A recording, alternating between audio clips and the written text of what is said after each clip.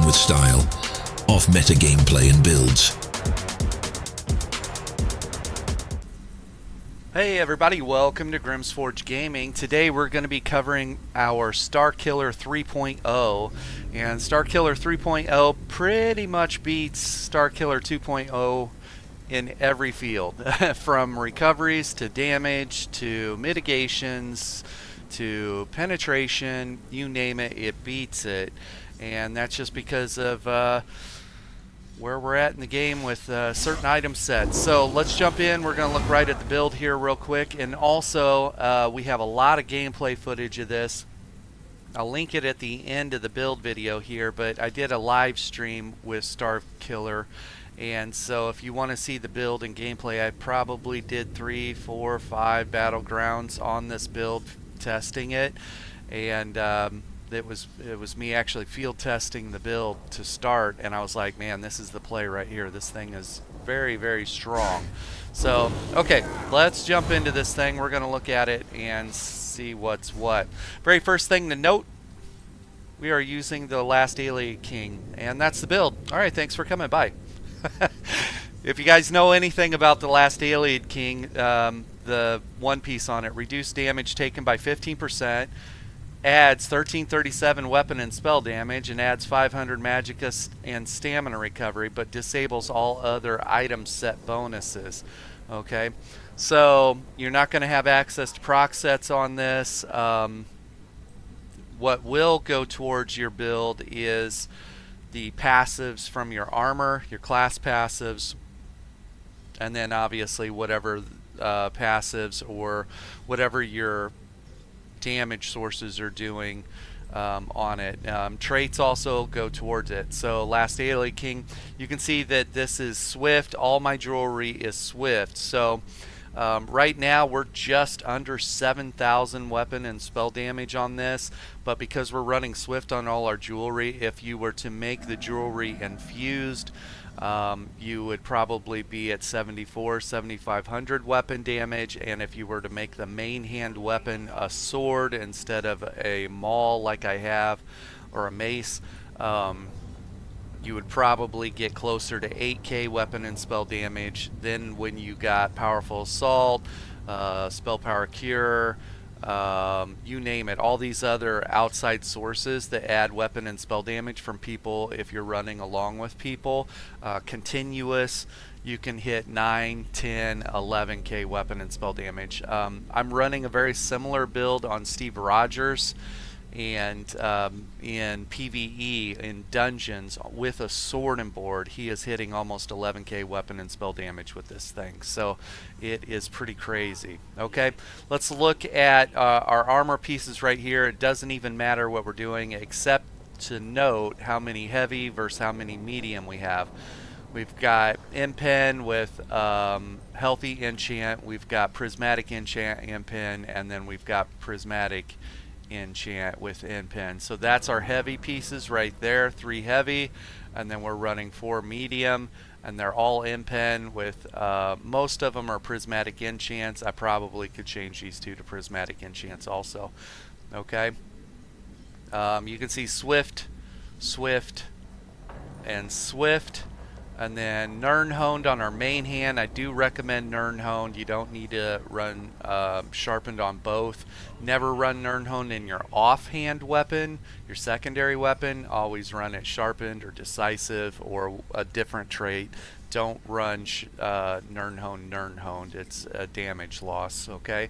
But we're running 2-hand maces, 2 single maces here. Like I said, this could be a sword, which in turn would give you more damage. This thing works really well on classes that the damage lines up really well. So Nightblades and Sorcerers are going to feel great on this.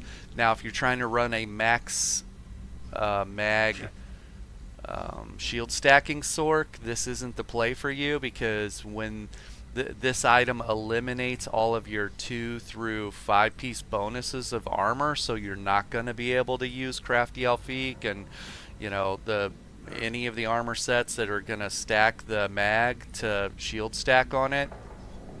But like I said earlier, this build beats every stat that the previous Starkiller had. Damage output, mitigations, obviously, because this thing has a flat 15% mitigation built right there. So, okay, let's look at some of the tooltips here. I want you guys to see this. This is crazy. Actually, we're going to jump in. You can see down at the bottom we're at 30,000 resistances, 30,500 resistances. That's really respectable. We play a very fast hit and run play style, and then on our front bar we're at 27,000. Okay, it's working really well. Let's look at our stats here. You can see that our mag recovery is going to be 2,000. Our stam recovery is almost 2,500.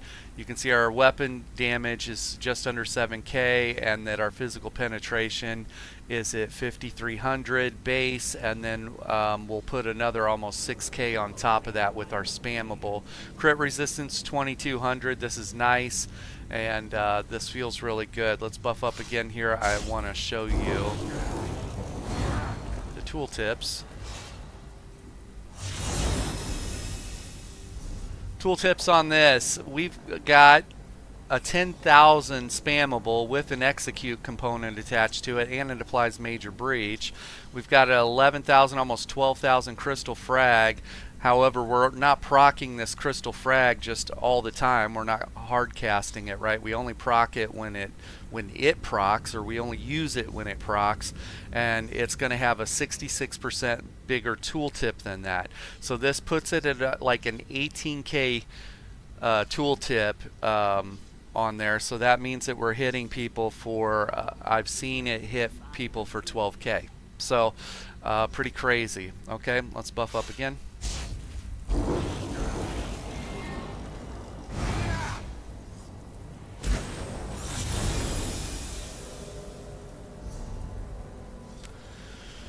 Our Haunting Curse hits for 14,000 up front, has an AoE explosion on it for 6,600 and another 14,000. We have a shield here, Hardened Ward, and it has a small burst heal component on it. This is nice because this is a new addition for Starkiller. Having this shield with a heal on it has been... it adds to his immense level of tankiness, right? He has 15% damage mitigation, and if you're a vampire going into next patch, you're going to get another 15% damage mitigation through the Undeath passive, and then you've got access to shields. This shield is enough to help us brawl with people easily. This helps. And then we have a burst heal with a hot, and this scribing ability also gives us minor expedition. So we have access to major expedition on our back bar with our sorcerer buff, and then we have access to minor expedition through our burst heal, and we can shield, and this build is a lot of fun. It's very dangerous. Okay. We have Streak, obviously 7k tooltip. We've got Critical Surge, and that's going to heal us when we do crit damage. We have Boundless Storm, which is our major expedition and major resolve, and it does some area of effect damage around us, or electricity damage around us. We've got Resolving Vigor, which is got a nice tooltip on it, and then it also gives us minor resolve. And then we have Dark Conversion, which is infinite sustain for us. So this is a burst heal for us. It gives us a burst of magic, max mag instantly, and then some mag over 20 seconds. And we also get minor berserk for 20 seconds with this thing. Couple things about this rotation is actually very, very similar to Storm Atronach, my mag sork. If you change any of these abilities, you will lose the balance that it took me a while to playtest on to find, okay? And what I mean by that is we don't have access to max stats because of the Ayleid King. This thing is getting rid of our 2-piece through 5-piece on everything. And so you have to be very deliberate in what abilities that you're using that are magic at cost, and very deliberate in what you're using that are magic at cost, and find the balance between those. Otherwise, you will run yourself out of magic, or you will stam check yourself, and if you stam check yourself, you get yourself so low in stamina, you get stunned, and you're just not able to break free, and during that time frame you get killed. And so you can see that our max resources, max mag only being just under 20,000, and our max stam at 17,000, that's lower than most armor sets that if you have a 2-piece through 5-piece. Okay. So this balance in the skills is how we make this work. You change the abilities, you will affect the balance, and you will most likely die. Okay? So, but like we were saying, the abilities on this are very similar to Storm Atronach. Let's talk about what I moved around, what I changed, and why this playstyle feels so comfortable to me. Number one, on my front bar, 3 of the abilities are in the exact same spot that I had them on my mag sword. Crystal Frags was right here, Haunting Curse was right here, and Hardened Ward was right here. So this felt like home to me. Also on Storm Atronach, my mag sword, I didn't have access to a burst heal with a hot and Minor Expedition on my front bar because this slot was Endless Fury, my execute. Well, I didn't need to put an execute here because my primary spammable is an execute, and by the way, my primary spammable applies Major Breach every time I use it, and it's 28 meter range, so I was able to drop the execute because my spammable is now an execute. And it functions very similar to that in I see someone getting killed over here by Kyle and Lisa, instead of hitting that person with Endless Fury, you know, to try and help secure that kill or steal that kill, however you want to look at it. Instead of hitting that person that Kyle and Lisa are fighting with Endless Fury, I just throw my spammable at them. And that is my execute, and it's my damage. And so that ended up being pretty cool. Something else about the front bar here, this could be energy overload. Overload is what I use on Storm Atronach. However, right now I'm running Dawnbreaker of Smiting. Dawnbreaker of Smiting has like a 19-20k tooltip, something silly like that. I think it's almost 19k. Let's look at it here and see. Oh, it is 19.6, so almost 20k tooltip up front, and then another 2200 or 22,000 over 6 seconds, and it stuns them. I do get some weapon and spell damage by slotting this. This is nice. It's a conal attack, 106 ultimate. That's pretty low ultimate. This thing drops bodies, right? Everybody loves their Dawny. But the Dawnbreaker Smiting right now is the play for me. If I wanted to go Overload, we'll jump in and look at the Overload. That was almost a 20k tooltip on our Overload. Let's see what on our Dawnbreaker, let's see what our Overload looks like. Overload. Yeah. Overload's going to have a 12k tooltip, but it's only 21 ultimate, so I literally could just fire these off, right? I could just bang, bang, bang, bang. And the thing about it is my spammable's a 28 meter ranged attack too. I can stand point blank melee range, which I like to do. I'm brawling with people. I want to also be hitting them with my light and medium and heavy attacks with my swords or maces to get stamina back in the tank, so it's a form of sustain. But if I need to, I can just stand back and just shoot my number one ability at people, and in between just swing my mace, and it's going to do an overload at them. And so there's 20k damage going out every second. It's really ridiculous. So if you wanted to take Dawnbreaker off your bar, you can. You'll lose a little weapon and spell damage, but in turn you're going to end up gaining another ranged ability. And if you have 500 ultimate and you're going to be using Overload, you're going to be throwing a lot of heat at somebody. So that is one play for sure. Let's look at the back bar here. The back bar on this is almost identical to Storm Atronach. Streak is right here, Crystal Surge is right here, Boundless Storm is right here. This is Hardened, or not Hardened Ward, this is Healing Ward from the Resto line. Right here, because I run a Resto staff on my back bar. Dark Conversion is the play on Storm Atronach, so my back bar feels very similar to that. And then this could be whatever ultimate you want as well. You could run Dawnbreaker on the back bar, you can run Negate on the back bar. Right now I'm running Summon Charged Atronach, so I have a line of sight on demand. And what I mean by that is if I'm in the open field, people are shooting at me and I'm using Streak instead of Ball of Lightning, I can just summon my Storm Atronach and then use him as a line of sight standing behind him or even inside of him. It's a massive area of effect damage. It also does a stun, and it gives me Major Berserk.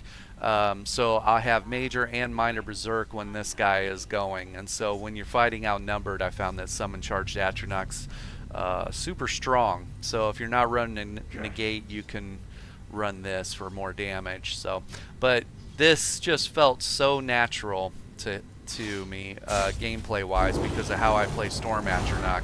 And I'll link probably some video, maybe a battleground on Storm Atronach just for the heck of it at the end of this. But this is my back bar, what I move around on too with Starkiller. Not only we're very fast, we have access to Shriek. If I need Minor Expedition on top of everything, I've got a Hot that's got a nice tooltip, and I have a Burst Heal here once I get away from people.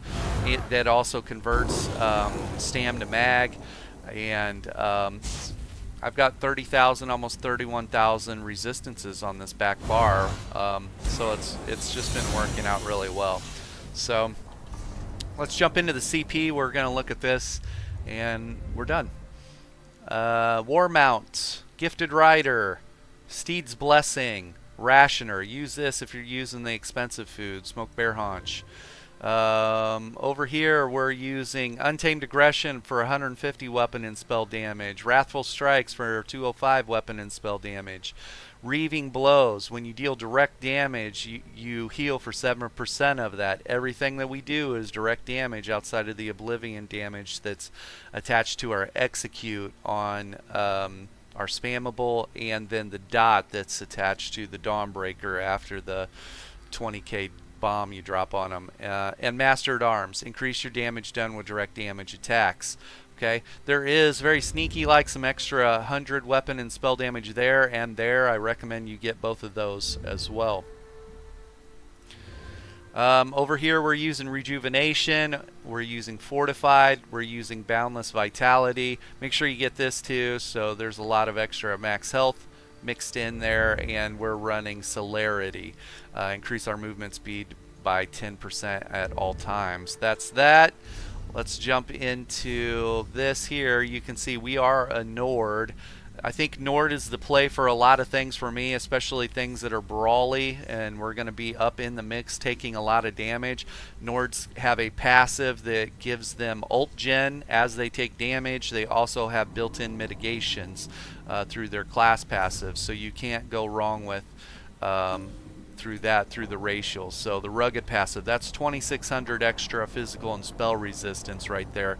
More max stam, and there's the ult gen. Every 10 seconds you gain 5 ultimate, and there's more max health and some frost resistance there. So Nord is the play for me. Can you play Argonian? Yes. Can you play whatever else you want? Absolutely. You just won't have the resistances. You might get a little bit more weapon and spell damage. You won't have the ult gen. These things are important to me, so that's why I like to play Nord. I'm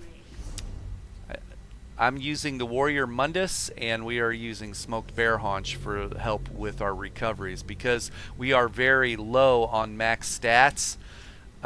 What I found was if I were to use Sugar Skulls, yes, I can get my max stats up to 25,000, but my recoveries weren't enough to support the very active play style that I want. So I was pulling from larger max stat fields, but didn't have the recoveries to support how killy I was, if that makes sense. So Smoke Bear Haunch ended up being the play.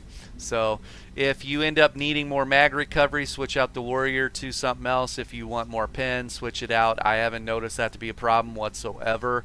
This thing is very fast, very brawly, very bursty, very shieldy, very healy. It's pretty much everything. So Starkiller 3.0. As long as this item set's in the game and they're not Alien King and they're not going to nerf it, this is going to be the play for Starkiller because it's perfect for his play style. It'll just be, do I want to run Dawnbreaker or Overload, or do I want to run, you know, I could even run Overload on the back bar, trigger Overload, squeeze off some Overload rounds with my primary spammable.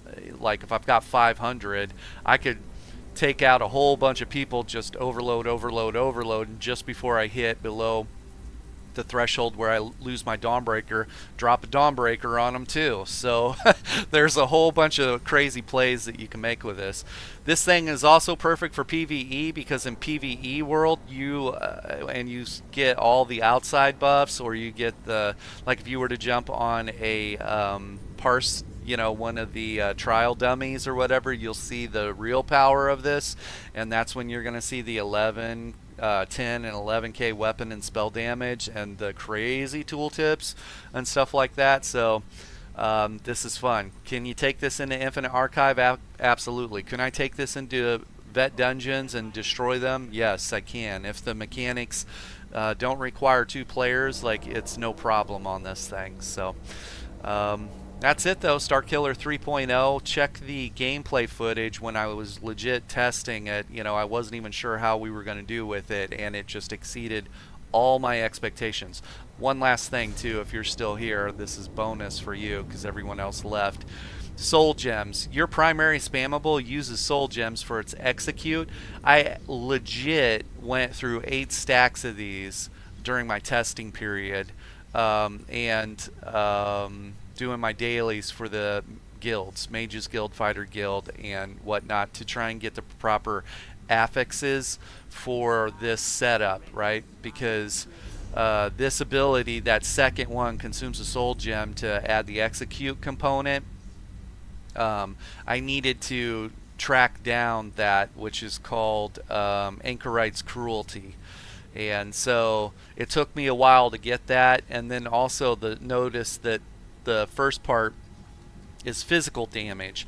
It's important that your primary spammable be physical damage and not magical damage, because you have, we're talking about, that's the balance, right? The balance between stamina use and mag use. This has to be a stamina pull. If it's a magicka pull, you are going to go because this costs mag, this costs mag, this costs mag, this costs mag, this costs mag, this costs mag, okay, this costs mag, and so you need your damage to come from the stamina side, at least on this part of the thing, okay? So anyways, going back to the soul gems, you will fly through a lot because your primary spammable burns soul gems every time it's proccing. So I would run around with 5 stacks of soul gems on your character. Otherwise, it's not that this ability stops working altogether, you just lose the execution component of it. You'll still have that 10k tooltip for the physical damage, and you'll still apply Major Breach for the secondary. You just lose the execute, and then you're questioning decisions in your life of, you know, should I put Harden, or should I put why can't I think of it? Should I put Endless Fury back on my bar somewhere to get the execute? No, you shouldn't. Bar slots, you know, in the way of keeping a burst heal and a shield, and your primary spammable being an execute. Get everything right here in one ability. A 10k tooltip, burst damage, an execute, and it applies Major Breach, right? So get it all.